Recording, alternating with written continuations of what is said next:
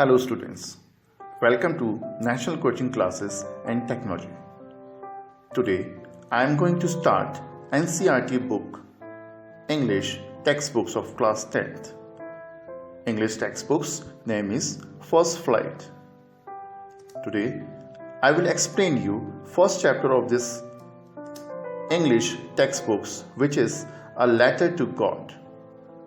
This story written by J.L. Fuentes. I will explain you summary of this chapters, A Letter to God. End of this chapter, I will tell you conclusion of the story also. Before start this chapter, first I will tell you contents of this book. As you can see, there are 11 chapters in this book. We will explain all the chapters one by one in this online classes. So stay with us and understand all the chapters class-wise. I will explain all these chapters summary in English and Hindi also.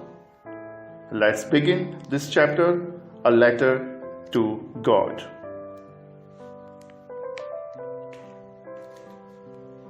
So first flight, A Letter to God. First I will explain in English. The house, which was only solitary house in the entire valley, was situated on the crest of a lower hill. From this height one could see the river and the field of ripe corn, which was fully of flowers, which was believed to produce a good crop of yield. The only thing the earth needed was either heavy downpours or at least one shower. वह मकान जो पूरी घाटी entire valley का इकलौता मकान solitary house था, एक निचली पहाड़ी की चोटी पर स्थित था। उस ऊंचाई से नदी तथा पके हुए मकई के खेत को देखा जा सकता था, जो फूलों से भरा, जिनसे एक अच्छी फसल या पैदावार होने का भरोसा था। एकमात्र चीज जिसकी धरती को जरूरत थी वो थी भारी बारिश या फिर कम से कम एक बौछार।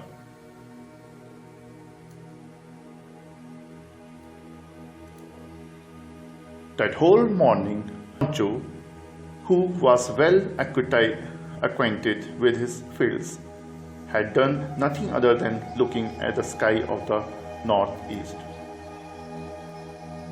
The lady, now it's really going to rain, the woman who was preparing dinners replied, yes, if God will. The boy were walking in the fields and playing near the small houses until the woman called them all, saying, dinner is ready.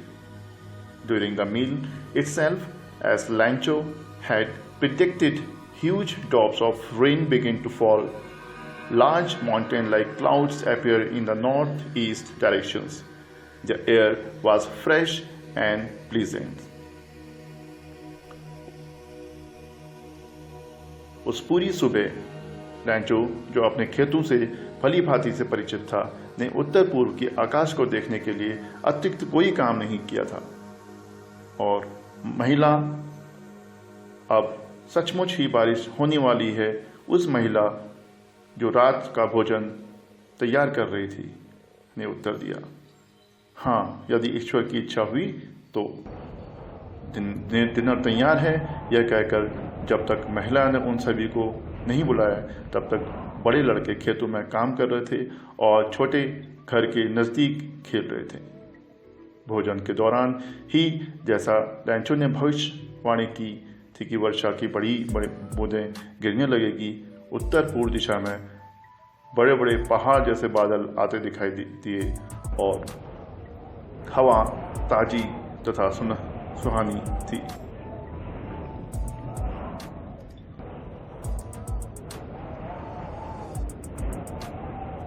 Next part. The man went out but did not do any other work, but only so that he could enjoy the rain falling on his body. And when he returned, suddenly said, "It is not drop of rain falling from the sky, These are new coins. Big tops are coins of 10 cents and small tops are coins of 5 cents each. With a satisfied expressions, he saw a field of ripe corns which was full of flowers and covered with a sheet of rain. But suddenly strong wind started blowing and big hail started falling with the rain. They really looked like new silver coins. Boys, shocked in the rain, ran out pick up those frozen pearls.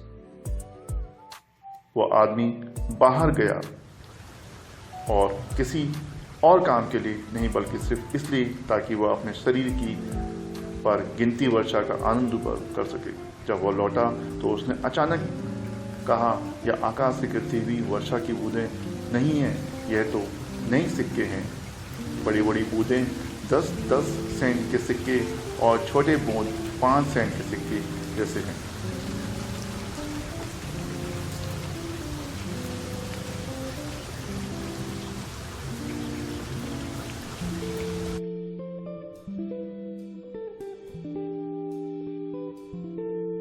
Now the weather is getting really bad, said Loncho sadly. I hope it ends soon, but it rains and storms does not end soon. It rained for 1 hour above the house, in the gardens on the slope of the hill, in the cornfields, and on the whole valley. The fields turned white as if covered with salt. There is not a single leaf left on the trees. The corn was completely destroyed, and the flowers fell or destroyed. The soul of Rancho was filled with sadness. When the storm had passed, he said to his sons, who were standing in the midst of his fields, a locust, plugs and locusts would have left much more, only left nothing left. This year we will not have corn at all.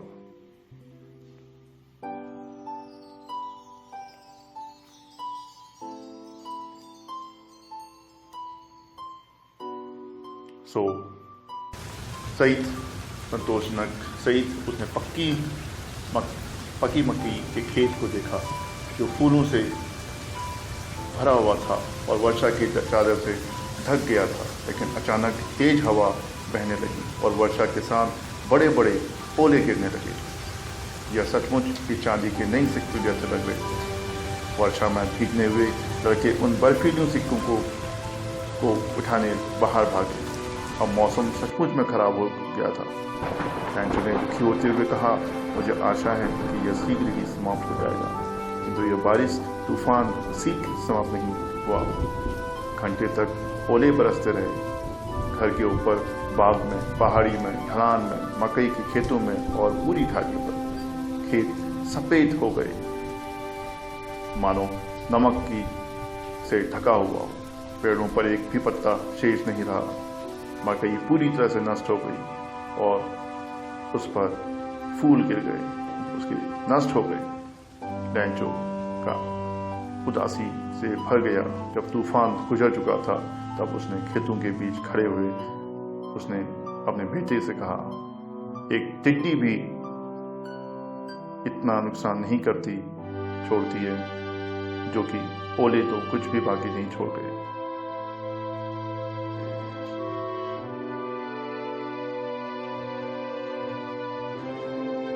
इस वर्ष हमारे पास मकई बिल्कुल नहीं होगी।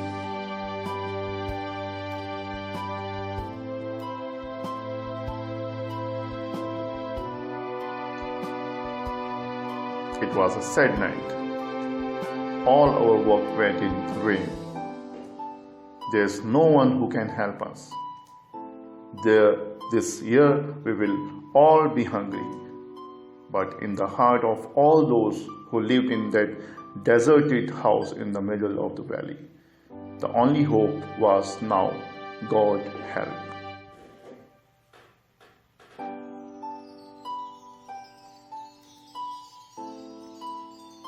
इस वर्ष हम सब भूखे रहेंगे, परंतु उन सभी के दिल में जो घाटी के बीच में बने उस सुनसान घर में रहते थे, एकमात्र आशा ईश्वर से मदद की।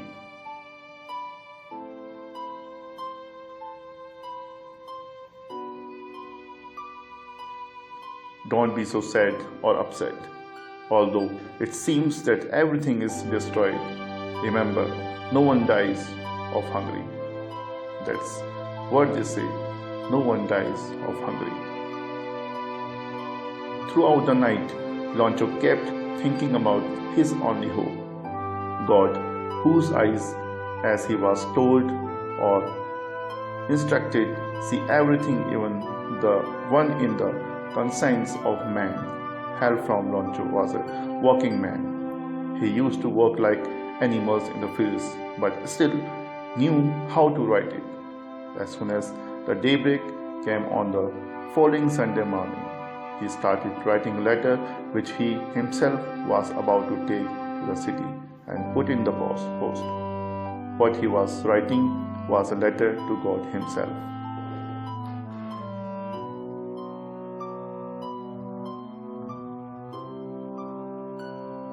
इतना दुखी या परेशान मत हो, यद्यपि ऐसा लगता है कि सब नष्ट हो गया है। याद रखो, भूख से कोई नहीं मरता।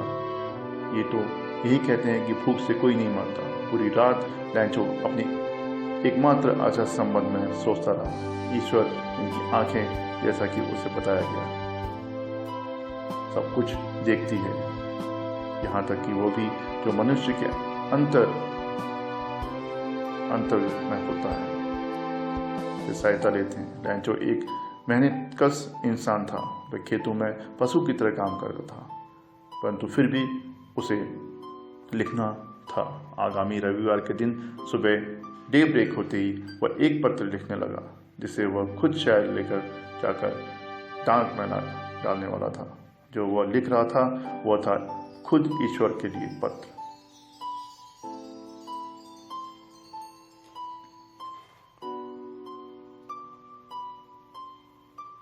God, he wrote, if you will not help me, my family, and I will have to go hungry this year. I need a hungry money to sow my fields again and live until the next crops comes because hail. He wrote on the envelope for God and put the letter inside it and still walked towards the troubled city at the post office. He stamped the letters and put in the mailbox. भगवान, उसने लिखा, यदि आप मेरी मदद नहीं करेंगे तो मुझे और मेरे परिवार को इस वर्ष भूखे रहना होगा।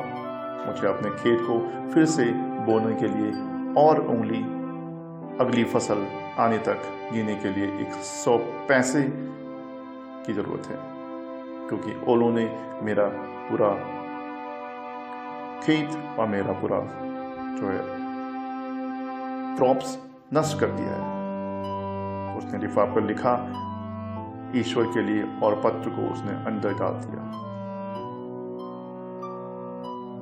अब भी परेशान सा शहर की ओर चल पड़ा। डाकघर में उसने पत्र पर टिकट लगाया और उसके डाक वाले डिब्बे में डाल दिया।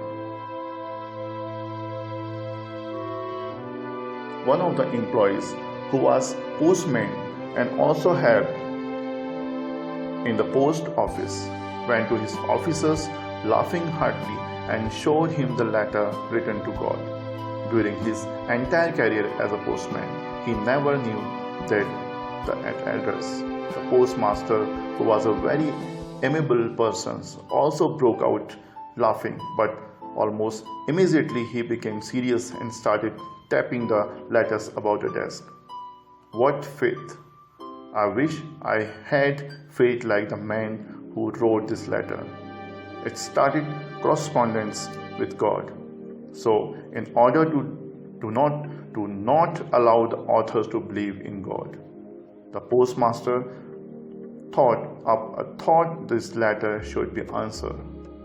But when he opened the letter, it was clear that to answer it, he would need something other than goodwill, paper and ink. But he stood firm on his determinations. He asked for money from his employees, gave himself some parts of his salary and his other friends also. had to give something in this work of goodness obliged to give.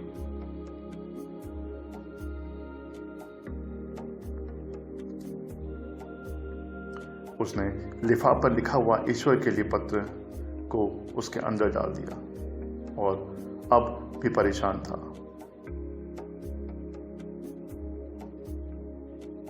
और जब कर्मचारियों में से डाकघर के कर्मचारियों में से एक डाकिया ने उस पोस्ट ऑफिस में की भी मदद करता था, वो खूब हंसते हुए अपने अफसर के पास गया और उसे ईश्वर को लिखा गया वो पत्र दिखाया। डाकिये के रूप में अपने पूरे कैरियर के दौरान उसने वो पता कभी नहीं देखा था। पोस्टमास्टर जो एक मोटा सा दस्तावेज स्वभाव वाला व्यक्ति था, उसकी भी हंसी छूट गई, किंतु लगभग तुरंत ही वह गंभीर भी हो गया और डेस्क के ऊपर अपना पत्र रखा और उसने सोचा कि काश मेरी भी आशा उस आदमी जैसी होती जिसने यह पत्र लिखा है। इसने तो ईश्वर के साथ ही पत्र व्यवहार शुरू कर दिया है। तो लेखक का ईश्वर विश्वास न डगमगा देने के लिए पोस्ट मास्टर को एक विचार सूझा, इस पत्र का उत्तर दिया जाना चाहिए। किंतु जब उस पत्र को खोला तो स्पष्ट था कि उसका उत्तर देने के लिए उसके पास कागज और शाही के अलावा भी कुछ चाहिए होगा। लेकिन वह अपने निश्चित और अनिग रहा और उसने अपने कर्मचारियों से पैसे मांगे, स्वयं भी अपने वेतन का कुछ भाग दिया और उसने अन्य मित्रों को भी दयालु के इस काम में कुछ देना पड़ा। उसके लिए 100 पैसों का इकट्ठा करना था,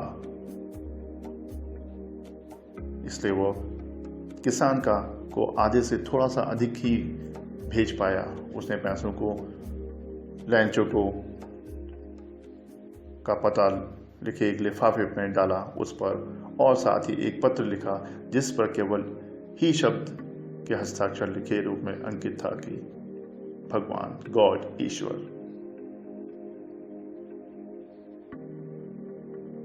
It was impossible for him to collect the money, so he was able to send the farmer only a little more than half. He wrote the address of Lancho, put it in an envelope and put a letter on it, which had only one word engraved it as signature God. On an upcoming following Sunday, Lancho arrived shortly before Delhi to ask if there is a letter for him. The postman himself gave him a letter, and while the postmaster, while watching the contentments which a God-working person feels, was watching from the post office, Lancho was not surprised at all, seeing the money. Such was his faith, confidence. But when he counted the money, he became angry. God could not make a mistake, nor could he refuse to give to Lancho what he had asked for. आगामी रविवार को लैंचो रोजाना से कुछ पहले से ही वहां पहुंच गया और यह पूछने के लिए कि क्या उसके लिए कोई पत्र है। डाकिये ने खुद उसे पत्र दिया, जबकि पोस्टमां वैसा संतोष जो एक अच्छा काम करने वाला व्यक्ति अनुभव करते हुए पोस्ट ऑफिस से देख रहे थे। लैंचो को पैसे देकर बिल्कुल आश्चर्य नहीं हुआ। उसका विश्वास ऐसा था कि किंतु जब उसने पैसे गिने तो वह क्रोधित हो गया। ईश्वर गलती नहीं कर सकते और ना ही वो लैंचो को जो उससे मांगा था देने से मना कर सकते हैं।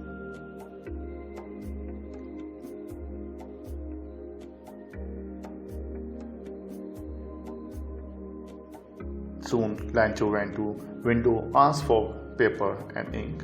Then he started writing on the table kept for the public while trying to express his views. Who was trying to express his views? When he had finished writing, he went to the window to buy the ticket, which he wet with his tongue and then fist punched it on the envelope. As soon as the letter fell in the postal box. The postal master proceeded to open it. It wrote, "God, out of the money I asked for, only 70 money has reached me. Send me the rest of the money because I need them very much. But do not send this money to me by post, because the employees of the post office are crooks."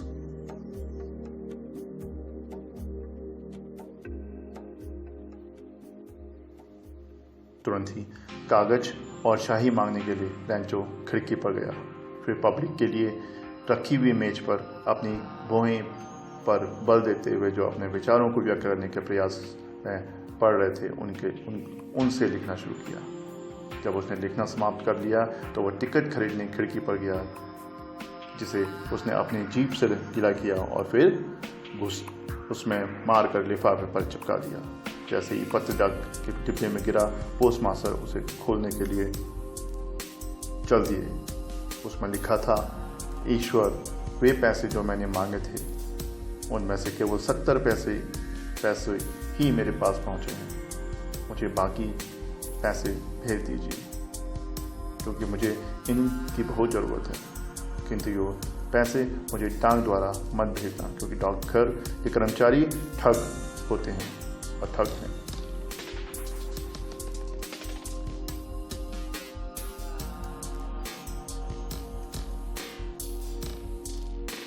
Conclusion of the story, A Letter to God.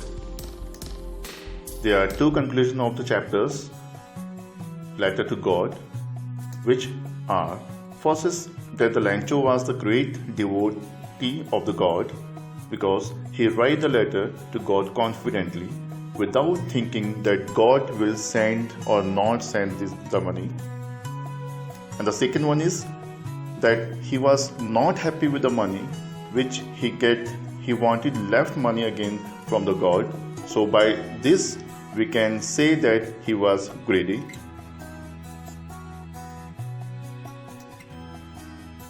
कहानी का निष्कर्ष, भगवान को एक पत्र अध्याय 1 के 2 निष्कर्ष हैं, जो हैं, पहला, लैंचो भगवान का महान भक्त था, लेकिन वह बिना यह सोचे समझे ईश्वर को पत्र लिखता है कि ईश्वर पैसा भेजेगा या नहीं भेजेगा। और दूसरा निष्कर्ष निकलता है कि वो उस धन से खुश नहीं था जो उसे मिलता है, कि वो भगवान से बचे हुए धन को फिर से चाहता है, ताकि हम यह कह सकें कि वो लालची था। I hope you like this story. आप सभी स्टूडेंट्स को ये स्टोरी पसंद आई होगी। If you like this story, do subscribe this channel, educational channel of National Coaching Classes and Technology. That's it for today. See you soon in next English class. Till then, bye. Take care. Thank you very much. Have a nice day.